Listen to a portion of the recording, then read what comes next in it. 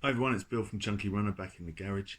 It's Thursday morning and this is the first run I've had since I completed my 10k race. So I've had 3 days off of rest and I'm back on the road. It wasn't a long run today, it was less than 5k, but it was a run. The idea was to get out, get moving, because you don't want to take yourself back to a point where you're a beginner again. Of course, we are still at the first end of our journey and we are making our way across, but the thing to remember is if you take yourself back too far and have too much of a rest, you may undo some of your training. Hence why I've decided to get out after a couple of days rest, 3 days rest, and get running again. I need to ramp it up. I need to think about the next race, and that's what we're going to talk about. Targets, racing, improving, and the next steps. The first thing we need to think about, number one, is we've just completed something, whether it's a 5k, 10k, couch to K, our first park run.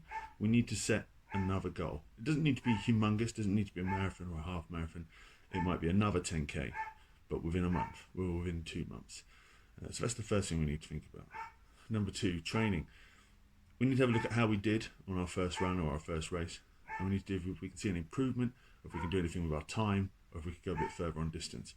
So maybe we need to look at our training plans and look at potentially intermediate plans and beginner plans and see how they pan out and go for our next step. So let's get a target, let's aim a little bit higher. Number three, we need to think about how we can change the parts which are ancillary to the running. That's our diet, our sleep patterns, things like that. That's something I'm definitely going to have to look at over the next few weeks. Maybe a few less beers, maybe thinking about how many carbs I'm eating, what kind of fat I'm eating, what kind of sugar I'm eating, when I'm eating, how much I'm eating, all that sort of stuff. It's obviously a massive part of getting yourself into shape, but sometimes you can just think about the exercise or the running and you forget about that crucial part. So that's probably another thing for us to think about, and it's pretty critical.